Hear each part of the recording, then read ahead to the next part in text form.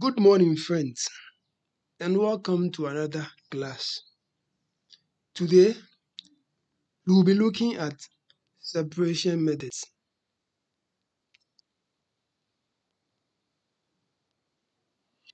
And under the separation methods, we focus on three main separation methods. We look at evaporation,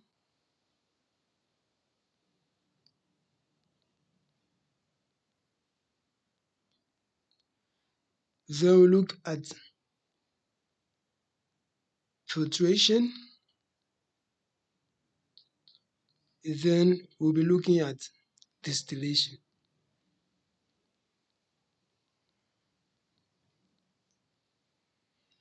Now, before we jump into each of these separation methods, it's very important for us to note that we normally use separation methods to separate mixtures. Remember in a previous video we looked at mixtures as a type of matter. Yes, in separation methods we would look at how we can use these methods to separate mixtures. It's also very important to note that there are several separation methods apart from these three that we'll be looking at today. In other videos, we'll be looking at other separation methods. Now, these separation methods can be used for different kinds of mixtures. And I would need us to note that different mixtures have different methods that are best for their separation. There are some methods that are best for certain kinds of mixtures, and there are some methods that are not suitable for some kinds of mixtures. So as a learner, it's very important for you to master the skill of knowing which kind of separation method you would use for a particular type of or kind of mixture. So these are important points we need to understand. But before we jump into each of these separation methods, let's look at the following. So let's take liquid. And for liquids, there are items or matter, kinds of matters that flow. That's one of the states. An example of a liquid would take water because it's a very popular liquid. Now let's take solid. For solid, we are going to take a solid that can dissolve in water. For example, you take salt. You can even take sugar. Now these are solids that dissolve in water. We can have solids that do not dissolve in water. So we can have, for example, sand, and you can have, for example, stone. So these two are solids. So we have solids that dissolve in water. And we also have solids that do not dissolve in water.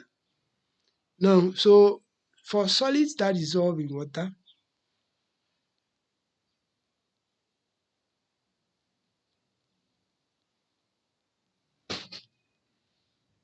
we call them, so solids that dissolve in water,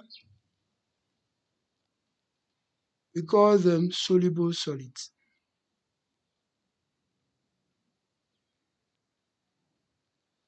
Of course, they are soluble solids because when you put them into water, they would dissolve. What about solids that do not dissolve in water? These solids that do not dissolve in water, we call them insoluble solids. So it's very important for us to note these terms, what soluble solids are and what insoluble solids are. Soluble solids dissolve in water or in any other liquid. whilst insoluble solids do not dissolve in water, and they would also not dissolve in other liquids. Now, whenever soluble solids dissolve in liquid, for example water, they form what you call solutions. So solutions are formed when soluble solids dissolve in liquids. For example, a soluble solid such as salt can dissolve in water to form solution. A solution, sorry, or a soluble salt or solid such as sugar can dissolve in water to form sugar solution. So it's very important for us to note terms. Now, now let's move on to evaporation as one of the separation methods. Now, the important point for us to note on evaporation is this. It is very, very important we know the purpose for which we use the method evaporation. And once we know the purpose for which we use the method evaporation as a separation method, it will be very easy for us to figure out which at what point do we have to use it. So first, the purpose for which we use evaporation is to one get rid of the liquid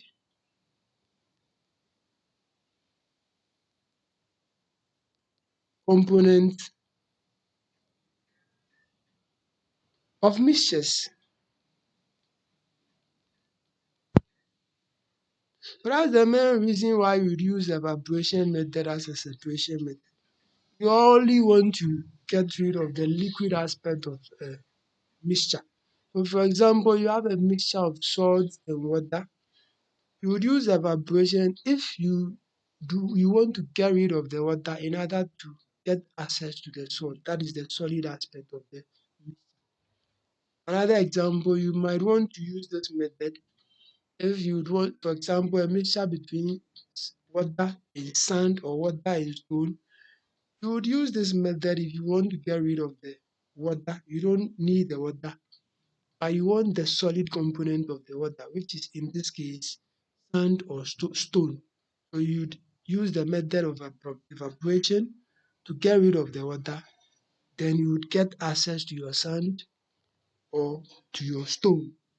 So it's very important for us to note this.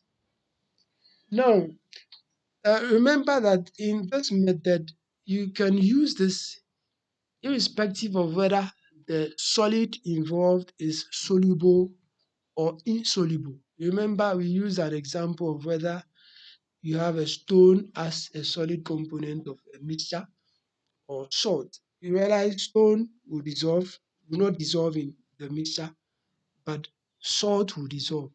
So it doesn't really matter whether the solid component of the mixture can dissolve or not dissolve. You can use this method. But remember that it is very important for you to remember this. You use this method only when you are interested in just the solid aspect of the mixture. You do not need the liquid aspect of the mixture. You don't care about it. You just want the solid aspect of the mixture. Whatever happens to the liquid is none of your business. That is when you use this method. So for example, you can use this method to separate the mixture of, for example, and we're giving this already, sand and water. So you would heat the mixture, you evaporate the water, and you get access to your sand. You do not need the water for anything. You can use this again if you want to separate the mixture of salt and water. You heat the mixture, you get rid of the water, and you get access to your salt. You can even use this for sugar and water. So you heat the mixture, get rid of the water, get access to your sugar. So you realize that in all of these cases, whether the solid aspect of the mixture is soluble or not, you can use this method to get rid of the water and get access to the solid component of your mixture. So that is when you use the method of evaporation. An experimental setup will look like this. So you have a dish like that, and inside the dish you're going to put your mixture. So the mixture will be in this dish. And of course, this dish might be described as an evaporation disk or dish.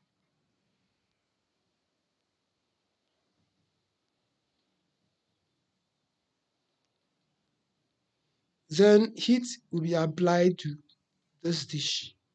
So the heat will mainly evaporate the water and leave behind the solid component or of the mixture. So that's how this method looks like.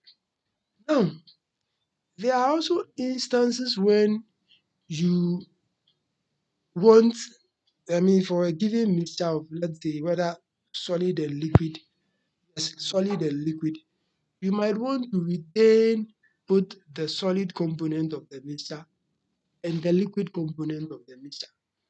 An example, you have a mixture of salt and water. You want to separate the salt from the water.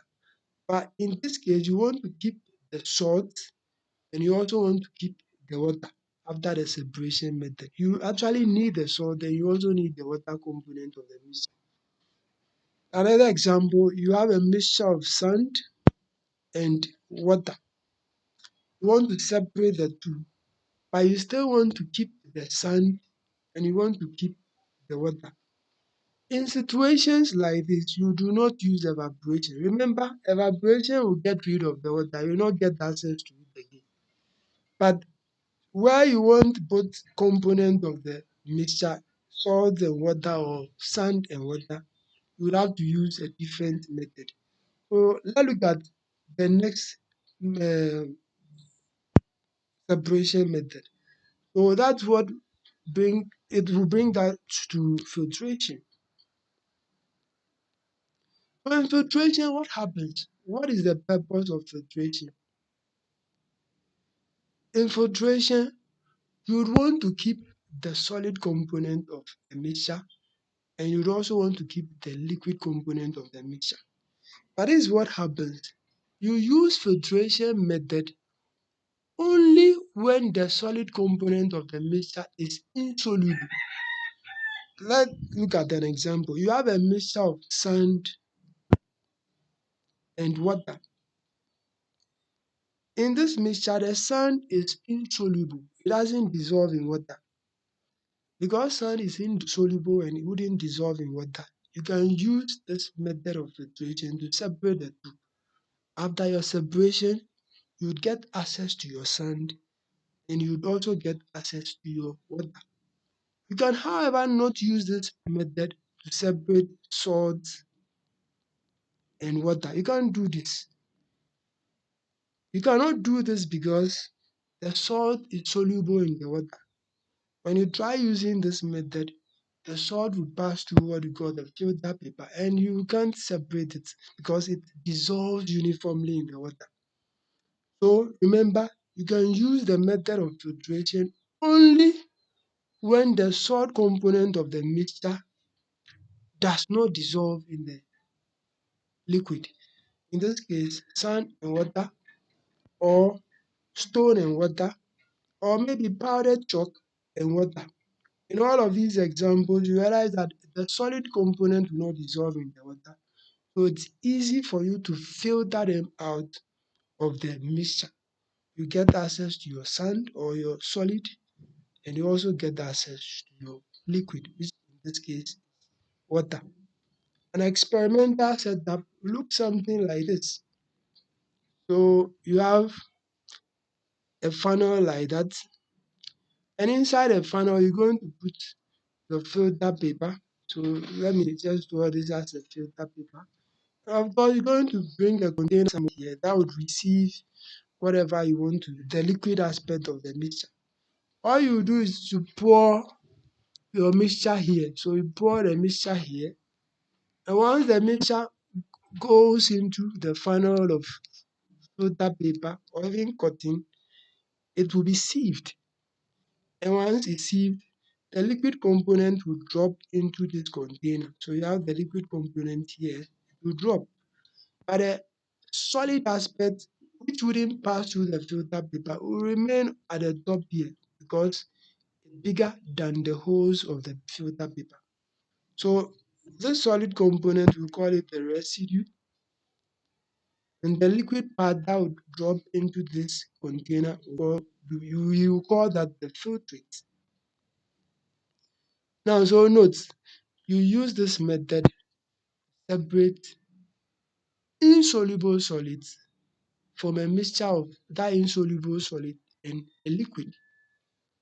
And you use the method only when you want to get access to the solid and to the liquid at the same time. You want both components of the solution. So you use the method of filtration. And this diagram looks a little some way. If you want the proper diagram, just look through any textbook with separation method and you get a correct diagram. So you learn the diagram. But the most important thing for you to note is that you need to know the reason behind these separation methods. You need to understand the concept. Once you understand these concepts, learning the diagram will be very easy. You can find them in several textbooks with the separation method topic. And you just learn them. First, understand the concept. Now, let's look at the next separation method. So, we've looked at situations where you'll be using filtration to separate an insoluble solid from a liquid. What about where the solid is soluble in the liquid? For example, in situations where you have, let's say, salt and water, the two mix together, the salt has completely dissolved in the water. You still use filtration for that separation? Absolutely not. So that's where you'll be looking at the method of distillation.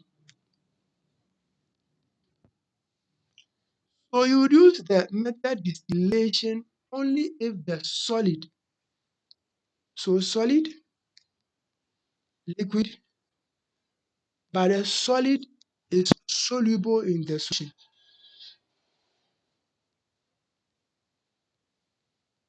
or is soluble, let me clean this, the solid is soluble in the mixture. So example, you have salt and water. Here you have salt being soluble in water. When the two mix together, you will not be able to see the salt component of the water. In this situation, you can use the method of distillation. So how do you do this? You use method of distillation. Actually, it follows almost the same concept of evaporation. The only difference is this. So let's see what happens here. So in distillation, you still heat the mixture. So you're going to heat the mixture somewhere here. You apply heat to the mixture. So the mixture is going to be heated like this. So you have the mixture somewhere here and it will be heated. Now, however, you do not allow the the liquid part of the mixture to evaporate and move out of the solution. You would want to trap that somewhere. So you have it somewhere here. When evaporation happens, you might want to trap that vapor into a tube. So there is a tube here which you would want to trap the vapor into. So let's cover this part of the component. It has been covered. So there is no way out other than this tube. So when the vapor passes through the tube, you might want to cool it down. So let's put something we call a condenser here. You cool it down. So once it's down, it will be converted back into a liquid. If it's water, it will be converted back into water, into another container somewhere here. So that's just the concept. If you want the proper diagram, just go through any of your textbooks with distillation and you see the food test. But the most important point to note is that in distillation, you would want to keep both the solid and the liquid. And you use this method when the solid aspect of the mixture is soluble in the liquid aspect. So that's when you use this, and you would use a condenser somewhere to convert the vapor of the liquid back into liquid so that you do not get rid of it in the case as in the case of evaporation where the liquid just vaporizes and you don't get access to it. In this case, you want to get access to both the liquid and the solid. So what it means that the liquid will vaporize through the tube, trap it here, but still the solid aspect of the solution will remain in this bottle, will remain there, and you can still get access to it.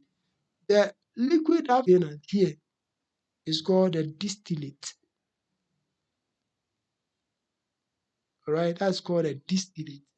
So I believe you understand this concept, and maybe that will bring us to the end of today's class. So we looked at separation methods, three main of them. We looked at evaporation, we looked at filtration, and we looked at distillation. And for each of them, we know at what point we need to use them. Filtration, you would use it only when you have a mixture of solid and liquid, but the solid is insoluble in the liquid, and you would want to get access to both the solid and the liquid. You can use the method of filtration. In distillation, you use it when you have a solid and a liquid mixed together. The solid is soluble in the liquid, and you still want to get access to the solid, and you also want to get access to the liquid. You can use distillation to do this. Or again, in evaporation, you have solid mixed with liquid. The solid is soluble in the liquid. You want to get access to just the solid. You don't need the liquid. So you evaporate the liquid out, it just goes out, and you get access to your soluble solid. You can also use this same filtration for situation where the solid is insoluble, like in sand and water.